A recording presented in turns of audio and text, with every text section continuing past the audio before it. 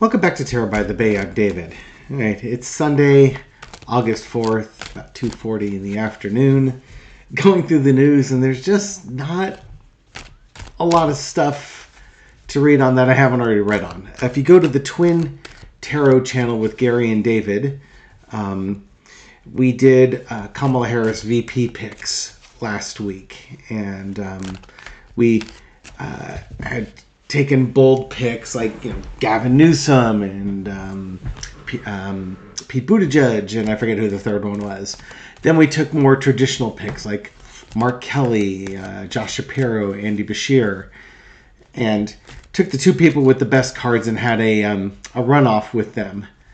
And I think that was on Thursday or Friday. We had the runoff, but at that point we hadn't heard of Tim Walz, so we went ahead and threw Tim Walz in the mix. So we had our winner from the three, but didn't know about Tim Walz, so we threw Tim Walz in there.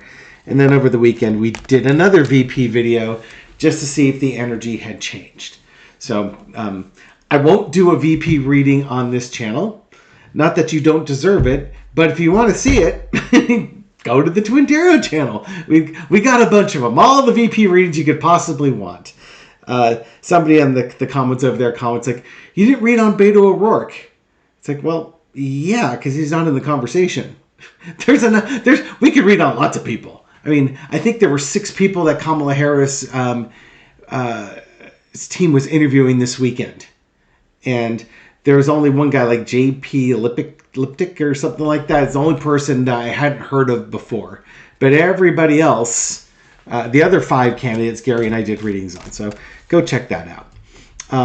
But, other than that, there's not a lot of news going on. So I'm always I struggle on the weekends trying to find stuff to read on.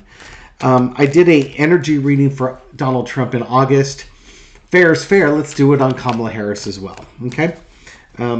It seems to have struck well with people. So, catch lightning in a bottle twice. And thank you to Dr. Lena Rodriguez for showing us all how these weekly readings go on her channel. I'm just merely stealing her thunder, as the case may be. The thunder from down under, and I don't have the physique to pull that one off anymore. Entertainment purposes. Once upon a time, though, I was a high school and collegiate swimmer.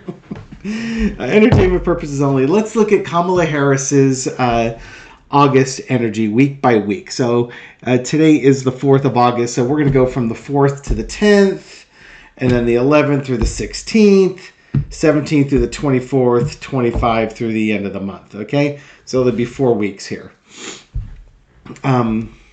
Starting the week of August 4th, and my deck is upside down, is the Queen of Pentacles. That's going to be your signifier card, and we will throw 3 clarifying cards to go with it. 2 and 3. Okay, so for this week we have the Queen of Pentacles. Bring it down a little bit so you can see them, and then I'll move them up out of the way. It looks like we'll get like we're going to find out more about her values. And obviously, the first pick we're going to find out about her values is her vice presidential pick for the upcoming election. She's going to, she's going to announce her pick. They're going on a tour of several states, starting in Pennsylvania, holding rallies and such. And then you've got the DNC coming up soon after that. But it's going to be talking about her values. What's underneath it? We got the Knight of Wands, where you've been planning things, you've been progressing it, you're taking ownership, taking action, and kind of a winner takes all, knowing when to walk away, even a bit of narcissism if you're looking at the low energy here. I just think that she's going to make her VP choice. To me, this is all going to be about the VP choice next week. She's going to make her VP choice. I think it probably won't be Pete Buttigieg, simply because the Knight of Wands is a more deliberate card. It's playing it safe a little bit. But there's a plan here. And it could be just the traditional plan of shoring up things where she's weak. So like Tim Walz, for instance, he resonates really well with young people, as does Kamala Harris. But he's also like a consensus builder. And where Kamala Harris there's been numerous reports over the years that she could be a difficult boss or a difficult person to work with. Tim Walz would address that issue. It takes a weakness, something could be perceived as a weakness of Kamala Harris's, and bolsters it. But make no mistake that the person choosing, they'll be introduced as a Knight of Wands, but they're going to be a King of Wands in their role. The other thought that folks have thrown out there, and it seems reasonable, is that, and I believe this is, again, Susan Lin, because she's been putting up a bunch of videos while she's on vacation. It's been quite a joy. Just in case you wonder what happens in my household. Over the last few days, after work or something along those lines, I'll sit down and I'll watch some of my spiritual videos, and Michelle will be on the couch next to me, and I'll give her a foot rub while I'm watching those, because I'm just kind of mindlessly doing it. So, Susan Lin has like 40-minute to hour-long videos. And Michelle's getting her feet rubbed that whole time. So everybody's winning. I get to watch my video. She's kind of listening in, but she's also blissing out because she's getting her feet rubbed. Everybody wins. So thank you, Susan Lin. You're doing wonders for my marriage. But yeah, back on topic, David. But where I was going with that is this VP may not fit the traditional VP role. This VP may be somebody who takes on a much more prominent, much more authoritative role than VPs in the past. And the general gist is this is Kamala energy coming through.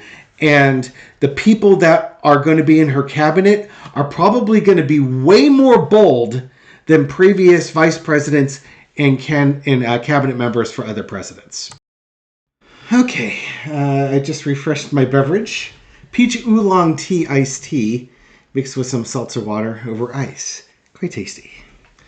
All right, so that's Kamala Harris's week of August 4th. Now let's go to August 11th. Right? 4th through the 10th. Now we go to August 11th. Hoo-wee. Okay, so now we're going to start off with the Ace of...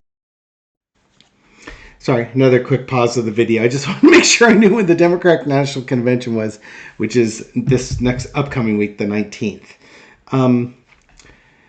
So she makes her pick, and now it's time to really hit the road and hit the ground running. You have all these Wands cards here. You have the Knight of Wands and the King of Wands.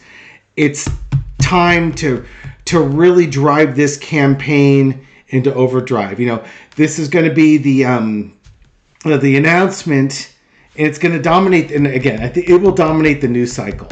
But then the following week, it's going out and continuing to dominate the news cycle. The news media they're going to look up this new vice president that's announced. The honeymoon period may end soon. At that point, there's going to be some strong action taken.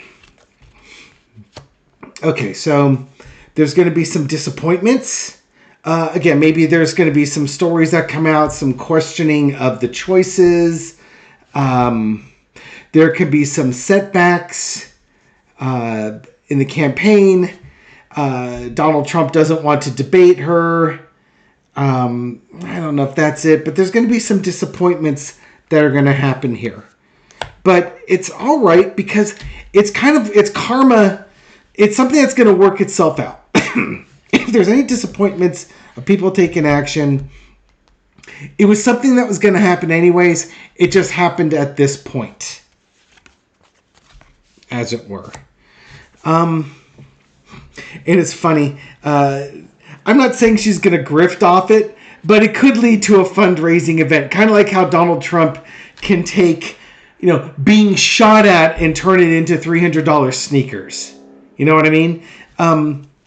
So it looks like on the week of the 11th through the 16th, there's going to be there's going to be some strong action taken. There could be a setback. It's karmic. It's something that was going to happen. Like, if your VP pick had skeletons in the closet, those skeletons are going to be announced, type of thing. Also, it could be something as simple as once she's announced her VP pick, now it's time for the Republicans to announce their new VP pick. J.D. Vance has decided that he wants to spend time with his family, and he's disappointed that he's going to step down, but a new Republican VP could be announced. That could be another way to look at this. But there's going to be big action the week after, the week of August 11th, right? What day is it today? Today is the 4th. Yeah, Sunday the 11th through Saturday the 16th. And now the following week, which is going to be August 18th, excuse me. I'm getting my days all mixed up, sorry.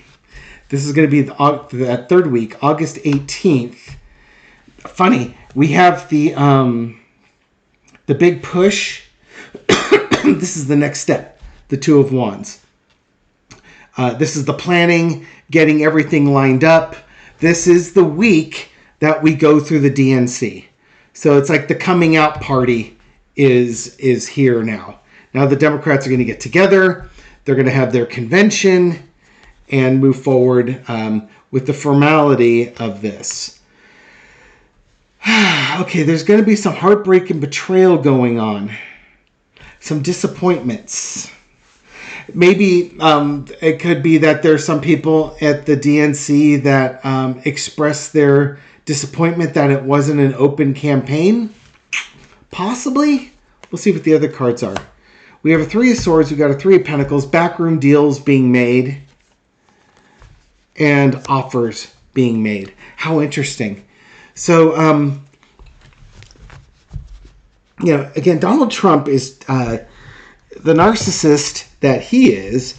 He would want to try and interrupt Kamala Harris's her domination of the news media, which is one reason why they might want to do a VP pick. And do you change your VP the week of the DNC, trying to compete with the DNC for headlines? That's entirely possible. But if we just focus this on Kamala Harris, then there's going to be like protests at the DNC, or I don't want to say a never Kamala ticket, but there's going to be some people who are disappointed. Maybe it's the big donors type of thing, because we have the money here over here. So I think the big donors are disappointed probably that when the national convention happens, that they didn't get a say. And, we put all this money into the campaign and we want our candidate, and you denied us this. Welcome to politics. That would be one way to translate this. Okay, we'll move these up. And now we go through the last week of August. So Sunday, August 25th. All right, so now we've got the stress coming on here. There might be world events that are coming on. There's a lot of stress that's happening in her world at this point. Maybe with the donors balking at this. But you know what? It's opening day. At this point, maybe this is what the stress is. This is like the stress before your wedding day, the night before the wedding, where you can't sleep. You're anxious about everything. Is everything going to work out? Well, here it is. It's opening day. We've worked through the Democratic National Convention. Whatever family drama has happened, and now it's opening day. The campaign is grinding forward, and the agreements have been made.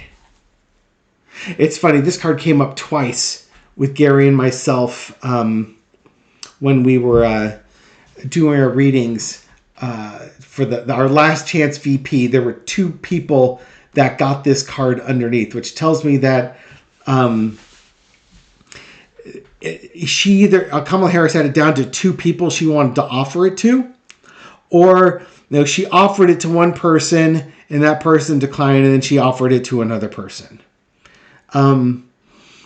It's possible that if her VP candidate, has some skeletons in the closet and folks don't want that person, that there could be a change. But I'm going to assume that she sticks with her candidate, sticks by her guns, and we're just going to move forward with it. Overall, everything has to do with the government for her. This is not going to be personal family issues. This is the government and getting things done with the government. Okay? So she has got an exciting August coming for her. The end of August may be stressful. But again, it's the way that Nine of Swords card looks with all the other cards around it. It gives me the vibe, again, of like somebody getting married and they're just, they're getting that cold feet. Do I really want to do this? Is everything right? You worry about the caterer. You're worried about the band. You're worrying about sitting your uncle next to your neighbor. Or, just, you got to let it go. Sometimes, the thing with a wedding is that it's like a juggernaut. The minute it starts, you have no control over it. It's going to do what it does. You just let it roll, let it play itself out, and exchange your vows, and what happens, happens. So she's gonna have some interesting times in the latter part of August. I'm curious to see what the disappointment card and the Three of Swords card might look like. But, we'll find out after the DNC what's going on. There might be some muckraking. Who knows? All this time, Donald Trump is going to be trying to figure out ways, and the Republicans are going to try and figure out ways to steal the Democrats' storm, whether it's, filing lawsuits, saying crazy, unhinged things, maybe changing the VP picks. The speculation is if Trump's going to change his VP pick, he will do it after Kamala Harris announces her VP pick. And they'll have to figure out, once Kamala Harris makes that announcement, it'll probably take them a week, the GOP, if they're going to replace Vance. It's going to take them a week for them to come up with like a consensus candidate.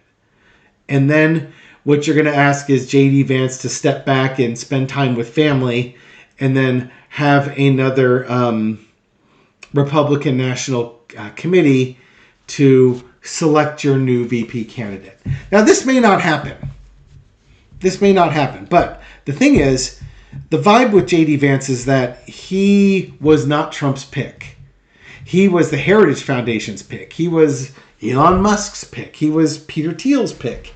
He was a big money pick. And the whole, in my opinion, the whole point of putting him in there was to make sure Project 2025 got enacted, because they know they cannot trust Trump to do it. Trump, the minute he's in office, should he win, is going to he's going to be a dictator. He's going to drill. He's going to put up the border wall. He's going to shut down the border. He's going to grift like nobody's grifted before. And then he's going to go on a vengeance tour and take out his revenge on people who weren't loyal enough to him. And he'll be so focused on all that he won't actually be doing any form of policy. So that's why you have to have your J.D. Vance in there, because the Heritage Foundation, excuse me, is counting on J.D. Vance to get all that done. Because they know Trump. Trump's lazy. He's not going to get the work done. So you have to put somebody in who'll get the work done. But if you can't get Trump in, it doesn't matter if J.D. Vance is the VP or not. So you might have to pick somebody who's a little more likable to help Trump get in there, that will also get the work done. So it'll be an equally horrible person, just with a nicer look. So, it could be your Nikki Haley's. It could be Laura Trump. We'll see. All right. But we'll burn that bridge when we get to it. I can let that sit for a week. Thank you very much for watching this video and supporting my channel. I appreciate it. I hope you found this reading insightful, and I'll catch you on the next one. Take care.